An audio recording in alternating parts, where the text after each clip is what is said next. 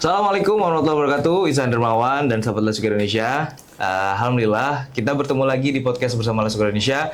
Dan alhamdulillah hari ini kita kedatangan tamu yang alhamdulillah ini adalah tamu yang luar biasa ya, yang dimana beliau mau hadir ke Let's Go Indonesia untuk bisa podcast bareng sama kita.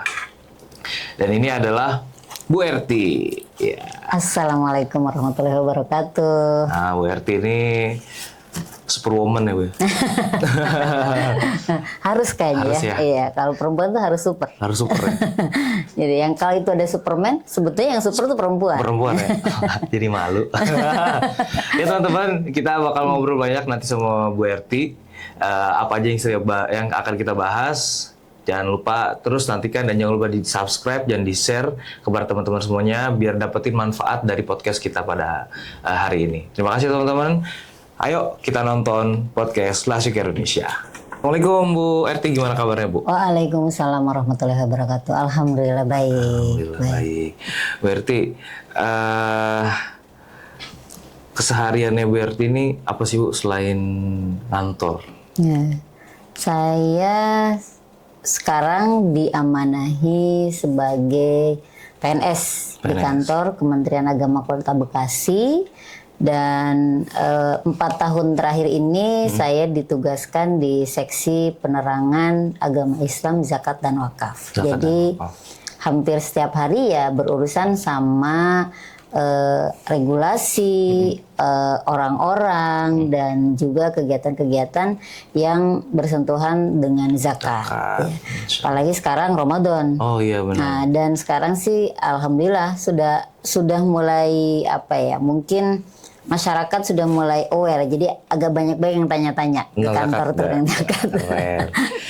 Udah berapa lama sih Bu di Kementerian Agama? Saya kalau di Kementerian Agama diangkat PNS sejak 2007. 2007. Saat itu diangkat pertama saya sebagai penyuluh agama Islam. Awalnya penyuluh agama Islam itu kerjanya keliling dari satu tempat ke tempat yang lain, memberikan penyuluhan, memberikan informasi tentang program-program pemerintah dalam bahasa agama. Termasuk di dalamnya adalah zakat. Bagaimana edukasi zakat ini bisa sampai ke masyarakat. Kalau di Kementerian Agama, ya ujung tombaknya, corongnya adalah penyuluh. Oh gitu. Nah sekarang setelah berkeliling di lapangan, saya ditarik suruh ke dalam ke kantor. Jadi orang kantoran. Sekarang gitu. Kemarin panas-panasan, jadi sekarang adem. Adem ya? Iya. Jadi teman-teman, Bu Erti ini adalah pegawai di Kementerian Agama Kota Bekasi, yang dimana Let's Go Indonesia itu sering sekali berinteraksi dengan beliau. Ya Bu ya, kita sering kerjasama juga, ada kegiatan bareng sama Bu Erti dan Kementerian Agama dan alhamdulillah yang paling aktif kayaknya nih Yuker nih. Wah, bener ya Bu ya. Iya, berinteraksi dengan kita yang paling aktif alhamdulillah sejak saya di seksi PNS zakat dan wakaf, lembaga zakat yang pertama kali saya kenal adalah Yuker. Iya. Berarti udah di Panais ini udah berapa lama gitu? 2021. Mei 2021. Ya, iya, 2021 Mei. Sekarang mungkin saya masuk di Mei 2025 itu 4 tahun. 4 tahun ya? 4 tahun. Wah keren banget. Bu, kan Ibu kan sering berinteraksi dengan teman-teman dari lembaga zakat ataupun terkait zakat lah ya. Ada nggak sih Bu cerita-cerita yang menarik terkait zakat itu sendiri? Itu dari Bu Erti gitu. Awalnya mungkin gini ya, masyarakat entah ini memang masyarakat yang kurang tertarik atau dari kita, khususnya dari kami mungkin Kementerian Agama yang kurang mengedukasi. Sehingga masyarakat tahunya zakat itu ya zakat fitrah. Baru terasa rame itu ketika Ramadan ya. Itu karena baru tuh nunggu zakat fitrahnya berapa nih tahun ini gitu kan. Iya, seperti itu. Nah, padahal masyarakat itu sebetulnya kalau secara pelaksanaan mereka sudah membayarkan zakat. Tapi mungkin tidak melalui lembaga-lembaga resmi. Nah, karena sebetulnya kesadaran itu sudah ada di masing-masing masyarakatnya, tapi mereka tidak tahu harus kemana. Yang mereka tahu di situ ada masjid, di situ ada musola, di mana ketika Ramadan itu mereka membuka untuk menerima zakat fitrah. Awalnya kan seperti Iya, itu. Akhirnya kan ada yang bertanya, saya ini punya usaha gitu kan, zakat malnya terima nggak? Terus kalau misalkan saya bayar fidyah terima nggak di sini? Terus kalau saya selain zakat fitrah mau sodako diterima nggak di sini? Mungkin karena di beberapa tempat ya edukasinya belum sampai seperti itu. Nah dari situ mungkin karena sebetulnya walaupun penyuluh banyak, kan jumlah masyarakat juga lebih banyak. Iya benar. Kita di Kota Bekasi punya penyuluh itu yang sudah PNS dan yang non PNS itu 115 jumlahnya. Di Kota Bekasi doang? Di Kota Bekasi aja. Warganya itu lebih banyak ya? Loh, 2,3 juta Mas. Wow. Kota Bekasi kurang lebih katanya begitu ya. Nah itu tentunya edukasi itu mungkin tidak sampai ke grassroots ya, tidak sampai, mungkin hanya beberapa tempat, dan itu kami akui mungkin kekurangan dari kami. Nah sekarang seiring waktu ini kan digitalisasi semakin luar biasa. Iya benar. Nah kita memanfaatkan ini, para penyuluh itu diminta untuk bagaimana mereka bisa mengedukasi masyarakat khususnya terkait zakat, baik itu secara kelembagaan maupun secara untuk pelaksanaan pembayarannya. Nah itu mereka memberikan edukasi melalui media sosial mereka, dan sepertinya kan walaupun mereka tidak memiliki pekerjaan, sebenarnya media sosial punya. Iya, pasti. Jadi minimal bisa, Facebook jadi kan minimal bisa diakses lah info itu sama mereka melalui flyer, gitu kan, melalui alhamdulillah. Nah dari sini sudah mulai kelihatan geliat-geliat mereka dengan ditandai banyaknya masyarakat yang datang kepada kami di Kementerian Agama untuk menanyakan proses bagaimana untuk bisa menerima zakat secara resmi seperti itu. Jadi Kementerian Agama akan mensosialisasikan ya Bu ya, terkait itu. Kalau membayar zakat ke lembaga ini ada nih. Ya. Yang jelas adalah lembaga yang sudah memiliki legalitas. Betul. Nah, seberapa penting sih Bu sebuah lembaga amil zakat khususnya nih Bu ya, memiliki legalitas? Apakah yang nggak punya legalitas terus dia bisa dia boleh tuh buka donasi terkait zakat itu boleh nggak sih Bu? Apakah yang legal nih yang harus boleh donasi ke legalitas aja yang punya legalitas? Kalau dulu yang resmi negara itu hanya punya satu Badan Amil Zakat Nasional, yaitu yang kita kenal dengan Basnas. Dari mulai tingkat pusat sampai ke tingkat kabupaten kota. Nah, sementara kan kabupaten kota itu luas, sehingga Basnas itu mendirikan UPZ di kecamatan-kecamatan awalnya. UPZ ini untuk mengakomodir tadi keinginan masyarakat untuk mereka menyalurkan zakat di lembaga resmi. Kenapa sih harus resmi? Nah, namanya zakat itu kan orang membayar itu uang. Benar. Nah, bayar itu mayoritas uang. Jarang yang mungkin dari sekian juta warga Muslim di Indonesia itu yang bayar pakai beras. Dulu mungkin ada ya? Sekarang juga mungkin masih ada, tapi kan kecil. Kecil. Karena pertama lebih ke inilah mungkin ya kemudahannya aja. Kalau beras harus dibawa-bawa ke sana, pembagiannya seperti apa, lebih ke situ. Nah, ternyata seiring berjalannya waktu, Basnas nggak bisa kerja sendiri. Walahan. Karena banyak mungkin tempat yang tidak terjangkau sama Basnas karena saking luasnya dan padatnya penduduk Indonesia. Iya benar. Sehingga dari Kementerian Agama merasa perlu untuk merapihkan lembaga-lembaga yang ada di masyarakat yang selama ini mereka sudah menerima pengumpulan, juga mereka melakukan pendistribusian walaupun mereka belum memiliki izin resmi. Iya benar. Nah, dari situ maka pemerintah merasa perlu untuk untuk membuat suatu regulasi sebagai bentuk tanggung jawab pemerintah terkait dengan transparansi dan akuntabilitas lembaga zakat. Karena kan siapa yang akan mempertanggungjawabkan ketika dibayarkan ke lembaga yang tidak resmi? Benar. Karena kalau lembaga resmi itu mereka diaudit secara syariah, diaudit juga oleh akuntan publik, sehingga laporannya bisa dipertanggungjawabkan, sehingga memberikan zakat itu tepat sasaran bagi mustahiknya dan memberikan ketentraman bagi para muzaki, seperti itu, sehingga muncullah Undang-Undang Zakat ya tahun 2011. Setelah itu turunannya ada PMA. Peraturan Menteri Agama. Nah, Peraturan Menteri Agama dulu awal tuh keluar tahun 2015. Yang terbaru terkait lembaga amil zakat itu adalah PMA nomor 19 tahun 2024. Di situ dituangkan bagaimana tentang tata cara pendaftaran lembaga amil zakat. Jadi di undang-undang tersebut diatur terkait gimana sih mau daftar jadi sebuah untuk mendapat izin itu seperti apa? Langkah-langkahnya seperti apa? Nah, itu sudah diatur. Ada PMA-nya, Peraturan Menteri Agama terbaru yang kemarin tahun 2024. Ini semangatnya bahwa kenapa ada overview dari peraturan sebelumnya, bahwa sekarang itu kan sudah sistem digitalisasi. Benar. Dan untuk memudahkan masyarakat yang memang mereka ingin mengajukan izin tidak ribet, maka diluncurkanlah namanya SIMZAT, aplikasi SIMZAT. Sistem Informasi Manajemen Zakat. Saya kira surat izin. Jadi sistem informasi manajemen zakat.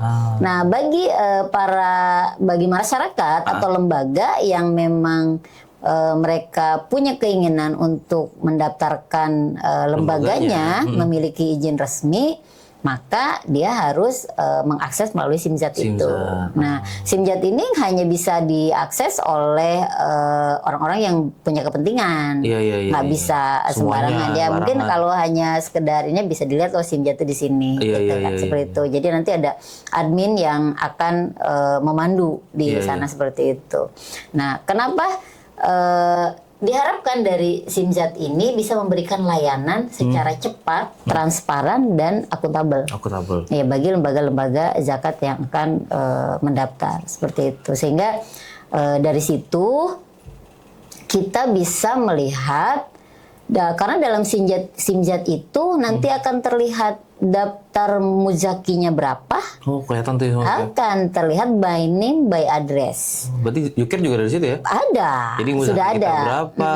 Harus sama. Termasuk mustahiknya juga berapa? Sama, harus ada. Jadi itu betul-betul misalkan Yukir ini bilang nih, saya punya penerima manfaat dari Yukir itu ada 18.000 misalkan. 18.000 itu harus ada. Detail orangnya. Betul, detail orangnya, alamatnya di mana, seperti itu. Jadi database itu tuh ya beneran emang ada nih. Gitu. Nah, sehingga itu nanti bisa dipertanggungjawabkan bahwa kita nggak asal bicara bahwa zakat itu bisa berperan untuk mengentaskan kemiskinan. Benar. Ini loh datanya, setiap bulan Yukir itu membantu misalkan 18.000 atau sekian ribu yang menjadi penerima manfaat, atau lembaga zakat lain yang itu ada semua di situ. Sehingga masyarakat bisa melihat, oh iya saya bayar ke, oh saya ini titip ke Yukir, oh ini berarti disampaikan ke sini. Nah, kalau misalkan lembaga itu tidak resmi, dari mana kita bisa melihatnya? Mungkin hanya modal kepercayaan aja, ya udah Bismillah gitu. Tapi kan kita nggak bisa begitu. Ya udah Bismillah aja gitu. Iya. Berarti gitu. salah satu gimana cara mendapatkan legalitas itu adalah mungkin tadi Ibu bilang audit ya. Betul. Audit syariah itu sesuatu yang wajib. Saya bertemu dengan Bu RT juga, pernah ketemu Bu RT saat pelaksanaan audit syariah. Betul. Ya. 2 tahun lalu ya? 2 tahun lalu masih. Lalu ya? Iya. 2 tahun lalu. Kita ke beberapa titik pemberdayaannya Yukir bersama dengan Basnas juga ya. Dan di situ saya merhati, wah Nyata audit syariah ini nggak cuma sekedar pertanggungjawaban data-data nih, tapi juga apa yang kita lakukan tuh harusnya dipantau, dilihat gitu, dan itu luar biasa banget. Bukan hanya sekedar angka yang dilaporkan, tapi aktivitasnya. Aktivitasnya kita betul apa enggak? Bener. Bahwa di situ dilaksanakan pemberdayaan ekonominya, bahwa di situ dilaksanakan untuk pemberdayaan penerima manfaatnya. Jadi bukan hanya misalkan dikasih uangnya aja, setelah itu dilepas. Benar. Itu. Jadi kalau setelah itu sepertinya masyarakat kita belum siap. Iya benar. Tetap harus ada pendampingan. Pendampingan itu yang kita harapkan nanti bisa mengentaskan para mustahik untuk bisa menjadi muzaki. Itu. Berarti dengan lembaga itu sudah mempunyai legalitas gitu, apalagi di zakat ya, itu adalah untuk juga para muzaki khususnya untuk bisa tenang gitu ya. Oh ya, saya udah zakat di lembaga yang memang benar ya. Jadi baik dari menghimpunnya betul, menyalurkannya juga sesuai gitu. Jadi nggak sembarangan gitu kan. Zakat sini, tapi nggak ada legalnya. Betul. Kan juga akhirnya. Jadi selama ini mungkin kalau kita menghitung zakatnya, zakat fitrah, kan mungkin tidak seberapa, Mas. Nilainya. Sekarang tuh 47.000. Iya. Coba kita bayar setahun 47.000, Mas. Iya benar. Apa? Mungkin lebih mahal bakso. Atau lebih mahal sekarang kopi ya. Gitu. Kalau sekarang anak-anak sekarang senangnya kopi. Kan jadi orang mungkin berpikirnya ya sudah aja. Karena mereka merasa bahwa itu tidak ada nilai apa-apa. Padahal 45.000 atau 50.000 bagi mustahik itu luar biasa. Penyambung hidup yang luar biasa. Benar. Bisa jadi penyambung hidup luar biasa. Dan 45.000 itu satu orang. Iya. Tapi kalau misalkan sekian ratus juta warga negara Indonesia bayar zakat fitrah di waktu yang bersamaan kan? Waktu yang bersamaan sekarang nih. Ini adalah peak season-nya para lembaga zakat nih. Iya benar, peak season-nya nih. Peak season-nya Ramadan nih. Iya, para lembaga zakat itu kan bisa kita bayangkan berapa dana yang dikelola oleh para lembaga zakat. Ketika dana yang begitu besar tidak dikelola dengan baik, tidak disalurkan dengan baik kepada para penerima yang berhak, itu tidak akan menjadi apa-apa. Iya. Tidak akan memberikan manfaat dan tidak akan berdampak. Sementara Pak Menteri sekarang itu terus menggaungkan agama itu yang kita berkarya dan berdampak. Jadi kita ini beragama. Beragamanya itu harus kita diwujudkan dengan karya.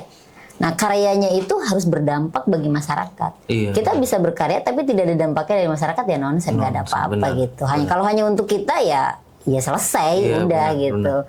Nah, jadi kami berharap dari Kementerian Agama bagi seluruh masyarakat yang selama ini sudah melaksanakan proses pengumpulan, proses pendistribusian, baik itu zakat fitrah maupun zakat mal ataupun infak sedekah yang lainnya, segera mengurus izinnya agar semuanya bisa dipertanggungjawabkan. Benar. Nah, kemarin sudah ada beberapa yayasan yang awalnya dimulai dari masjid, dari masjid yang selama ini mereka dititipkan sama masyarakat. Masjid ya? Masjid. Kan dititipkan sama masyarakat, mereka punya pemikiran, aduh ini kita kalau menolak juga nggak enak. Tapi kalau misalkan kita terima juga kita belum punya izin resmi, kita salah nggak nih? Seperti itu, kita salah nggak nih? Nah, tapi kemarin itu ada dua pilihan. Saya bilang itu Bapak boleh daftar sebagai UPZ di bawah Basnas, itu yang skalanya paling mudah, paling mudah. Atau Bapak bisa mendaftarkan sebagai lembaga amil zakat. Dengan kalau lembaga amil zakat memang banyak persyaratan yang harus ditempuh. Kenapa seperti itu? Karena kita menginginkan lembaga zakat itu yang betul-betul dikelola dengan baik, secara transparan dan akuntabel, sehingga memang banyak hal yang harus dipersiapkan. Jadi jelas ya Bu? Jelas. Kalau UPZ itu kan hanya punya hak untuk mengumpulkan, tidak punya hak untuk menyalurkan, tidak punya hak untuk mendistribusikan. Nah, sementara mereka merasa bahwa mereka udah mengumpulkan, ya harus mendistribusikan sendiri. Gitu kan? Mereka nyimpulinnya gitu ya? Gitu, karena mereka kan kita juga punya mustahik di sekitar kita. Saya bilang Bapak tinggal bilang aja nanti ke Basnas bahwa Bapak punya para mustahik yang harus diberikan haknya seperti itu. Nah, tapi mungkin karena merasa sudah mengumpulkannya di situ, jadi merasa harus menyalurkan juga. Nah, ini edukasi-edukasi ini yang harus terus kami lakukan. Iya, bahwa ketika mengumpulkan ya tidak harus menyalurkan. Karena yang menyalurkan itu harus lembaga yang resmi. Gitu. Tapi bisa juga lembaga resmi tersebut, misalkan gini, berarti yang menjadi UPZ itu masjid bisa menjadi UPZ itu berarti UKER juga bisa ya? Masjid mau menghimpun zakat di masjidnya melalui. Mungkin kalau dari lembaga namanya apa ya Mas itu? Kalau di itu cabang atau apa? Kalau di lembaga itu? Seperti UPZ gitu. Mungkin kerjasama ya. Kerjasama. Mungkin UKER, misalkan di kecamatan mana bekerja sama dengan masjid apa? Seperti itu boleh. Seperti itu. Jadi misalkan UKER itu kerjasama dengan masjid ini, nanti proses pengumpulannya masjid tersebut, lalu melaporkan ke UKER, dan nanti menyalurkannya bersama-sama dengan UKER. Itu mungkin bisa menjadi alternatif. Bisa, ketika memang mungkin untuk menjadi LAS itu butuh waktu. Benar. Prosesnya panjang, panjang, butuh waktu. Nah, sementara nggak mungkin yang sekarang sudah ada ditolak. Benar. Kan nanti masyarakat timur, saya mau bayar susah banget. Nah, gitu kan. Saya ini udah saya udah mau mengeluarkan, tapi kenapa gitu nggak ada yang menerima. Iya, benar. Nah, seperti itu. Jadi bisa tadi alternatifnya seperti itu. Berarti zakat ini di Kota Bekasi khususnya itu yang tadi Simzat ya, Bu ya? Itu kan benar-benar kita terlihat itu, Bu ya. Berapa muzaki yang berzakat di lembaga yang ada di Bekasi gitu. Betul. Lalu mustahiknya sudah terentaskan tuh berapa banyak. Betul. Berarti itu salah satu cara kita itu untuk membantu mensejahterakan masyarakat khususnya di Kota Bekasi. Nah, seberapa penting sih Bu peran zakat nih Bu dalam mensejahterakan warga Kota Bekasi? Nah, kalau misalkan kita berkaca sejarah dulu, bagaimana kejayaan Islam itu, zakat ini bisa menjadi solusi bagi kemiskinan. Nah, ini karena apa? Karena kesadaran para muzaki untuk membayarkan zakatnya dan kesadaran para lembaga yang menyalurkan zakatnya dengan baik. Sehingga bisa terentaskan.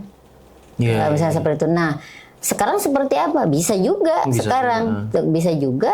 Karena sekarang udah harusnya dengan tadi berbagai upaya dari mulai regulasi, dari mulai aplikasi yang untuk memudahkan. Iya, benar. Nah, Kota Bekasi sebetulnya dengan data kurang lebih ya 2,6 juta penduduk, jumlah keseluruhan mungkin mayoritas Muslim di Kota Bekasi, dan jika dari mayoritas Muslim itu semuanya membayarkan zakat ke lembaga resmi, itu insya Allah itu akan sangat berdampak bagi pengentasan kemiskinan di Kota Bekasi. Nah, UKER walaupun izinnya berskala provinsi, tetapi kan kantornya di Kota Bekasi. Pasti UKER juga lebih memprioritaskan Bekasi dong dibanding kota-kota yang lain yang ada di Jawa Barat, walaupun berskala Jawa Barat. Nah, mungkin masyarakat juga atau teman-teman di sini juga bingung, apa sih yang berskala ada provinsi gitu kan? Skala kabupaten kota. Jadi bahwa lembaga zakat itu kita punya 3 skala. Nah, yang pertama itu paling bawah adalah berskala kabupaten kota. Bahwa lembaga zakat tersebut punya kewenangan untuk mengumpulkan dan menyalurkan dana-dana zakat, infak sodakoh dari skala kabupaten tersebut. Untuk menyalurkannya. Misalkan adanya di Kota Bekasi, berarti mengambil mengumpulkan itu dari masyarakat Kota Bekasi, menyalurkannya pun di Kota Bekasi, tidak ke luar dari Kota Bekasi atau tidak keluar dari kabupaten kotanya tersebut. Lalu yang kedua berskala provinsi, dan kita tuh senasional yang berskala kabupaten kota tuh sekarang jumlahnya kurang lebih 171 nasional. Secara yang skalanya kabupaten kota, seluruh Indonesia baru 171 Mas. Seluruh Indonesia itu. Lalu yang berskala provinsi itu baru kalau nggak salah 28. Itu yang di Jawa Barat? Yang berskala provinsi nasional. Lalu yang berskala nasional itu sekitar 38. Gitu. Jadi belum banyak, masih sedikit. Lalu dibanding dengan potensi zakat yang ada di Indonesia. Nah, dari lembaga-lembaga sebetulnya masih punya kesempatan. Silahkan untuk bersama-sama, bukan bersaing ya, tapi bergandengan tangan kita bersama-sama. Fastabikul khairat, betul, dengan satu lembaga, dengan Basnas, dengan Kementerian Agama. Bagaimana potensi zakat itu betul-betul berdampak bagi kehidupan di negara kita ini. Nah, sekarang kita ini banyak sekali kegiatan yang dilakukan secara kolaborasi, Mas. Kementerian Agama, ini sebentar lagi kita akan melaksanakan Festival Ramadan. Nah, Festival Ramadan ini kita berkolaborasi dengan seluruh lembaga amil zakat yang ada di Kota Bekasi, dengan Basnas, dengan mitra-mitra yang ada di Kementerian Agama. Ini untuk apa? Untuk kita terus bisa bersinergi, bagaimana setiap kegiatan-kegiatan Kementerian Agama yang melibatkan masyarakat, di situ juga ada lembaga zakat. Nah, jadi selain kami dari Kementerian Agama memperkenalkan, ini loh lembaga-lembaga resmi yang memang menjadi binaan kami, dan silahkan masyarakat untuk menyalurkannya ke sini, dan ini yang diberikan sama lembaga zakat kepada masyarakat. Nah, besok kita untuk Festival Ramadan itu akan lebih berkonsentrasi pembagiannya untuk korban banjir yang kemarin. Karena banyak keluarga besar dari Kementerian Agama, baik itu Majelis Taklim, masjid, TPQ, diniyah, pesantren, guru-guru agama yang terdampak banjir.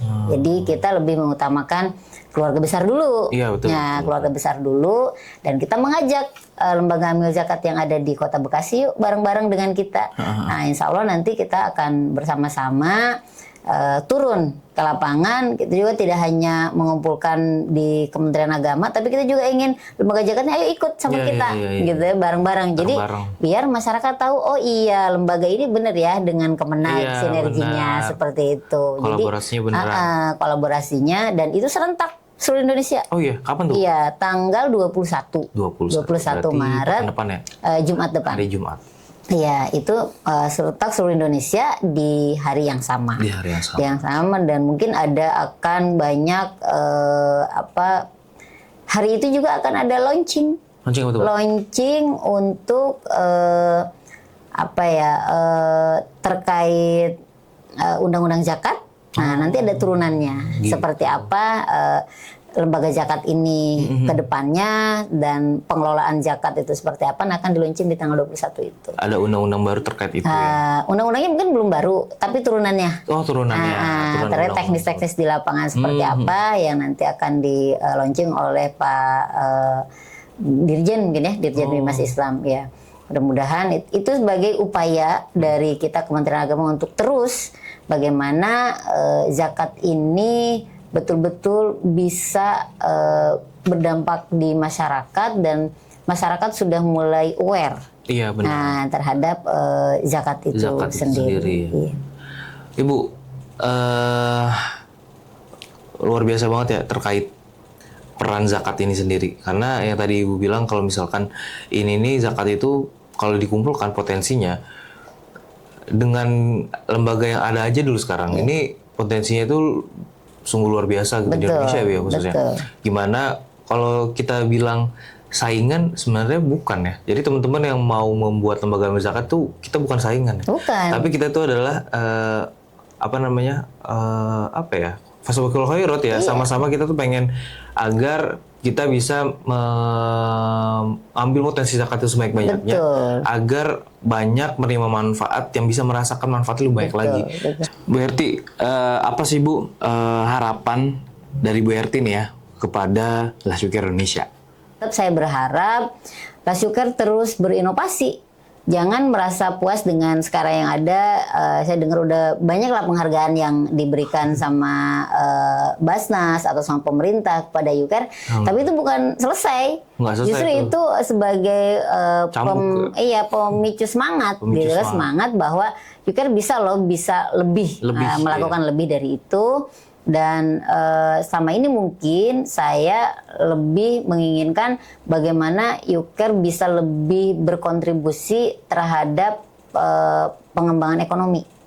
Nah, terhadap pengembangan ekonomi di Kota Bekasi bersama-sama dengan kita di Kementerian Agama, bagaimana kita mendongkrak penerima manfaat ini untuk dia bangkit, bangun, bahwa dia itu bisa loh menjadi muzaki, tidak hanya menjadi musaik seterusnya gitu ya, seperti itu. Jadi ini mungkin nanti Yuker bagiannya di mana, Kementerian Agama bagiannya di mana, kita akan terus bersama-sama berkolaborasi dan Yuker tidak bisa sendirian. Kita pasti terus akan mengajak lembaga yang lain juga. Tapi saya mainkan tetap terus berinovasi aja dengan segala program-program ya, jangan hanya stuck sampai pengumpulan menyalurkan seperti itu ya, itu udah selesai. Itu gitu. mah stuck gitu aja. Iya, sekarang kan Yuker udah punya klinik kesehatan, udah punya untuk pelatihan LP2K, banyak itu bisa lebih dieksplor mungkin ya, dan jumlahnya nanti bisa lebih banyak lagi yang menerima manfaat itu. Bu, terakhir nih, apa pesan Bu Herti kepada masyarakat nih ya, kepada masyarakat khususnya di masyarakat Kota Bekasi mengenai pentingnya menyalurkan kepada lembaga amil zakat yang terpercaya? Bagi seluruh masyarakat di Kota Bekasi, saya dari Kementerian Agama menghimbau bahwa membayar zakat pada lembaga resmi itu jauh lebih baik. Karena yang pertama itu bisa dipertanggungjawabkan. Karena lembaga-lembaga ini diaudit secara syariah, artinya secara syariah juga aman, dan diaudit oleh akuntan publik. Secara laporan keuangan juga insya Allah aman. Sehingga ketika Bapak dan Ibu semuanya membayarkan di lembaga zakat yang sudah berizin seperti Yuker ini, maka insya Allah akan terasa aman, nyaman, tentram.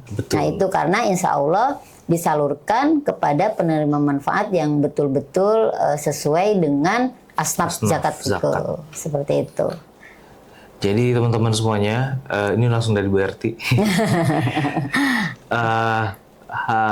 Kita harus menyalurkan, menghimpun dari Yuker ini, menghimpun dan menyalurkan kepada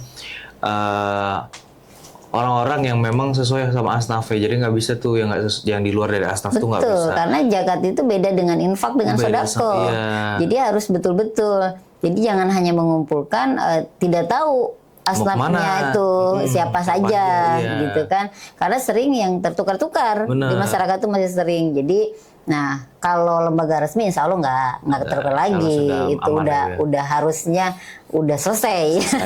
Nanti bisa dibedakan penyaluran dari infak sodako dan penyaluran dari zakat. Nah ini kita audit terus setiap tahun. Setiap tahun itu ada audit pasti. Dan di awal sudah sebagai salah satu persyaratan ketika mengajukan ada kesediaan untuk diaudit. Berarti setiap tahun kita ketemu terus ya? Iya, asik.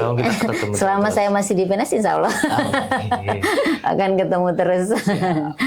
Oke teman-teman semuanya, ini adalah Bu Herti dari Kementerian Agama Islam Kota Bekasi. Kementerian Agama Kota Bekasi, karena Kementerian Agama itu nggak cuma Islam. Betul. Ada agama-agama lain. Kita juga waktu ke Kementerian Agama tuh melihatnya juga nggak semuanya pakai jilbab kok. Ada yang nggak pakai jilbab juga, ternyata dari agama lain. Ada di Kota Bekasi lengkap ada penyelenggara Katolik, penyelenggara Kristen, penyelenggara Buddha, Hindu, gitu di kita ada. Walaupun logonya logo Quran ya, Bu? Iya, tetap. Karena Rahmatan lil Indonesia ini alamin. Pancasila juga ya.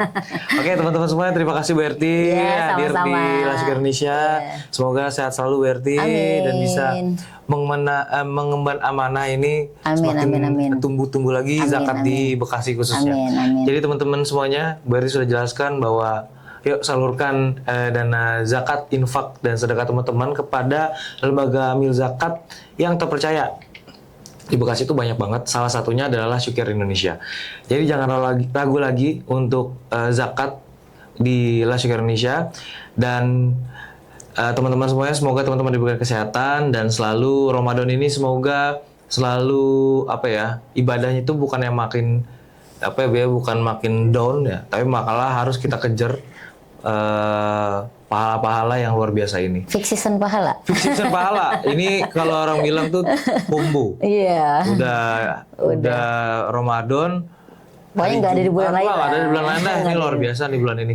Ya teman-teman, terima kasih sekali lagi kepada Bu Erti dan kepada teman-teman sudah menyaksikan. Jangan lupa di subscribe channelnya Lasugara Indonesia dan juga di share kepada teman-teman semuanya, teman-teman lainnya, agar teman-teman lain juga mendapatkan manfaat dari podcast pada hari ini bersama dengan Bu Erti. Terima kasih Bu Erti. Kurang lebihnya mohon maaf. Terima kasih teman-teman. Assalamualaikum warahmatullahi wabarakatuh.